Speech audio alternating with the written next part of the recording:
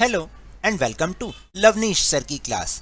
आज की शिक्षा निदेशालय राष्ट्रीय राजधानी क्षेत्र दिल्ली की वर्कशीट नंबर 43 जो कि कक्षा छठी के विद्यार्थियों के लिए है, यह ली गई है विज्ञान विषय से। और आज इसमें हम जिस टॉपिक पर चर्चा करने वाले हैं, जिस उपविषय को समझने वाले हैं, वो है सजीव एवं उनका परिवेश, जिसके अंतर्गत आज भी हम आवास की बात करेंगे। क्योंकि आपको याद है पिछली वर्कशीट में हमने जो पेड़ पौधे थे उनके आवास के बारे में बात की थी। आज हम जीव जंतुओं के आवास के बारे में बात करेंगे। तो चलिए बिना समय गवाए शुरुआत करते हैं मेरे साथ और समझने की कोशिश करते हैं। तो देखो, आवास वह स्थान जहां जीव रहते हैं उसे आवास कहते हैं। समझ में आया? जहां पर भी हम, जैसे मनुष्य भी जहां पर रहता है उसको उसका आवास कहते हैं ना, घर कहते हैं। ऐसे ही जो जीव जहां रहता है उसे उसका आवास कहते हैं। आवास किसी जीव को वे प्रत्येक वस्तु जैसे भोजन, रहने का स्थान एवं सुरक्षित प्रजनन स्थल प्रदान करता है। आवास जो होता है उसको भोजन भी उपलब्ध कराता है, उसको रहने की जगह भी देता है और सुरक्षित प्रजनन स्थल भी प्रदान करता है। ऐसी जगह को उस जीव का आवास कहते हैं। सामान्यतः आवास कई प्रकार के होते हैं जिन्हें मुख्यतः इन समूहों में बांटा गया है। यानी दो प्रकार के आवास हम यहाँ पर आपको समझा रहे हैं। पहला होता है स्थलीय आवास, यानी जमीन पर जो जानवर रहते हैं, जीव जंतु रहते हैं। और दूसरा है जलीय आवास, यानी जो पानी में जीव जंतु रहते हैं उनका आवास जलीय आवास कहलाता है। स्थलीय और जलीय, याद रहेगा ना? यहाँ पर देखो, चित्रों के माध्यम से भी दिखाया गया है कि ये क्या है। स्थलीय मरुस्थल आवास मतलब स्थलीय, जमीन पर जो रहते हैं। और जो मछलियां हैं वो उनका आवास कहलाता है जलीय आवास। क्या कहलाता है? जलीय। मरुस्थल का मतलब भी स्थलीय ही होता है क्योंकि होती तो वो जमीन है ना। तो चलिए अब हम आगे इनकी और विशेषताओं की जानकारी प्राप्त करते हैं। देखो, सबसे पहले हम मरुस्थलीय आवास में रहने वाले जीव जंतु की बात करेंगे, यानी स्थलीय आवास में रहने वाले जीव जंतुओं की बात करेंगे।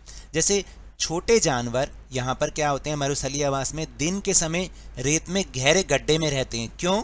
ये तो आप सभी को पता है ना, क्योंकि उस समय बहुत गर्मी होती है। मरुस्थल मतलब रेगिस्तान। और रात में बाहर आते हैं क्योंकि रात में मौसम सही हो जाता है, वहाँ पर थोड़ा सा हल्का ठंडा हो जाता है। पौधों में पत्तियां या तो अनुपस्थित होती हैं या तो होती ही नहीं है, या कांटों के रूप में बहुत छोटी छोटी होती हैं। आपने देखा ना, कैक्टस तने में एक मोटे मोम की परत होती है और जड़ें मिट्टी में गहरी हो जाती हैं। अब देखो, यहाँ पर पाए जाने वाले जीव जंतुओं में ऊंट सबसे प्रमुख है। ऊंट की क्या विशेषताएं होती हैं और कैसे उसका आवास इस चीज़ को और ज़्यादा उसको अनुकूलित करता है, मतलब जहाँ वो रहता है वो अनुकूल जलवायु मिलती है ना, उसको अनुकूल परिस्थितियाँ मिलती हैं। जैसे इसकी टांगे, लंबी टांगे होती हैं जो इन्हें रेत की गर्मी से सुरक्षा प्रदान करती हैं। फिर दूसरी विशेषता है, मूत्र थोड़ी मात्रा में निष्कासित करते हैं क्योंकि पानी कम पीते हैं ना, इसलिए जो मूत्र होगा वो भी कम आएगा। इनका गोबर बहुत सूखा होता है और यह कई दिनों के लिए पानी के बिना भी रह सकते हैं। ये इनकी विशेषताएं हैं। चलिए अब बात करते हैं जलीय आवास की, जिसमें तालाब है। अधिकांश जीवों के शरीर एक रेखित रूप से व्यवस्थित होते हैं और इनमें गिल्स पाए जाते हैं। यानी तालाब में जो जीव जंतु पाए जाते हैं उनमें जो मुख्य विशेषता है उनमें गिल्स पाए जाते हैं। गिल्स के जरिए ये सांस लेते हैं। जलीय पौधों में जड़ें कम विकसित होती हैं। देखो, पौधे जो होंगे उसके, यहाँ पर हमने पढ़ा मरुस्थल में तो जड़ें गहरी होती हैं ना, यहाँ पर जड़ें कम विकसित होती हैं। तने खोखले होते हैं और हल्के होते हैं, तभी तो वो ऊपर की ओर उठ पाते हैं। अगर भारी होंगे तने, अगर खोखले नहीं होंगे तो वो नीचे की ओर डूब जाएंगे। पत्तियां चौड़ी या रिबन की तरह होती हैं, है ना। और इसका जो मुख्य जीव जंतु है वो है मछली। उसके बारे में बात करते हैं। देखो, मछली क्या है, इनका शरीर एक रेखित होता है। शरीर शल्कों में ढका हुआ होता है। शल्क मतलब ऊपर जो छोटे छोटे आप देख रहे हैं, मैं यहाँ पर अगर आपको दिखाऊं, आप देखना छोटी छोटी जो चीज़ें बनी हुई है ना इसके ऊपर, इसे शल्क कहते हैं। और इनमें पंख भी होते हैं, इन्हीं में ही पंख होते हैं, जैसा कि आप यहाँ पर देख भी रहे हैं। गिल्स उपस्थित होते हैं। गिल्स का मतलब ये होता है, ये गिल्स के जरिए जो छोटे छोटे ये बने हुए हैं ना, ये क्या हैं, गिल्स होते हैं जिनसे ये सांस लेती है। ठीक है, मुंह से सांस लेगी तो पानी नहीं अंदर चला जाएगा, है ना। तो इसलिए इनके गिल्स होते हैं जिनसे ये सांस लेती है। वो तो मजाक की बात है। तो चलिए अब हम चल रहे हैं अपने प्रश्नोत्तर पर। तो अभी तक जो हमने समझा उनकी परिभाषा लिखनी है। सबसे पहले आवास क्या होता है उसके बारे में लिखना है, एक बार देख लेते हैं। तो सबसे पहले हमें आवास की परिभाषा लिखनी है, चलिए देख लेते हैं। तो ये है आपका ए का उत्तर, उत्तर ए।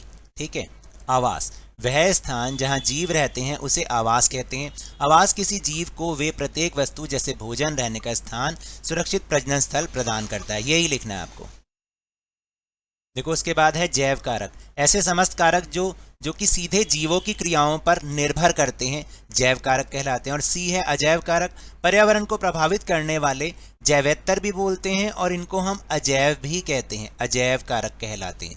ठीक है, आप ये भी लिख सकते हो। उदाहरण जल, प्रकाश, वायु, मृदा और ताप। फिर अगला है मरुस्थलीय पौधों के लक्षण, आपको मरुस्थलीय पौधों के लक्षण लिखने हैं, तो अभी हमने समझे हैं, एक बार फिर से देख लेते हैं। तो ये डी वाला पार्ट है, आपको यहाँ से लिखना है डी, उत्तर डी लिख दिया मैंने इसको आगे। ठीक है, तो यहाँ से लिखना है पौधों में पत्तियां या तो अनुपस्थित होती हैं, कांटों के रूप में बहुत छोटी होती हैं। दूसरा वाक्य लिखोगे तने में एक मोटी मोम की परत होती है और जड़ें मिट्टी में गहरी हो जाती हैं। तो आपने इतना ही लिखना है। ठीक है, फिर अगला है जलीय पौधों के तने के विशिष्ट लक्षण, यानी जलीय पौधों के तने कैसे होते हैं वो लिखना है। तो आपने यहाँ से लिखना है बेटा तने खोखले और हल्के होते हैं, सिर्फ इतना ही लिखना है। ये है आपका उत्तर नंबर ई। ठीक है, तने खोखले और हल्के होते हैं। और फिर इसके बाद लिखना है ऊंट और मछली के विशिष्ट लक्षण। तो हम ऊंट के लक्षण और मछली के अभी हमने समझे ही हैं, वो भी देख लेते हैं। तो ये है आपका उत्तर नंबर एफ। ठीक है, तो ऊंट, इसकी लंबी टांगे होती हैं जो इन्हें रेत की गर्मी से सुरक्षा प्रदान करती है। मूत्र थोड़ी मात्रा में निष्कासित करते हैं, इनका गोबर बहुत सूखा होता है और ये कई दिनों के लिए पानी के बिना रह सकते हैं। और मछली के बारे में लिखोगे इनका शरीर एक रेखित होता है और शरीर शल्कों से ढका होता है और इनमें पंख होते हैं और गिल्स भी उपस्थित होते हैं। तो ये तो थी आज की वर्कशीट। अगर मेरे इस तरह समझाने से अब आपको समझ में आने लगा है तो इस चैनल और वीडियो को लाइक कीजिए, शेयर कीजिए और अगर आप नए हैं तो सब्सक्राइब भी कर लीजिए। और टेलीग्राम ऐप पर हमारा चैनल लवनीश सर की क्लास, उसको ज्वाइन करना ना भूलें, जिसको ज्वाइन करने का लिंक आपको इसी वीडियो के डिस्क्रिप्शन बॉक्स में मिल जाएगा। और ये भी याद रखें, घर से बाहर निकलते समय, खासतौर से स्कूल जाते समय अपना मास्क अवश्य लगाएं, नियमित रूप से अपने हाथों को साबुन और पानी से धोते रहिए और जब भी आपकी बारी आए कोरोना का टीकाकरण जरूर करवाएं, क्योंकि कोरोना को हराना है और जिंदगी को एक बार फिर से सुहाना बनाना है। इसी उम्मीद के साथ बहुत बहुत धन्यवाद।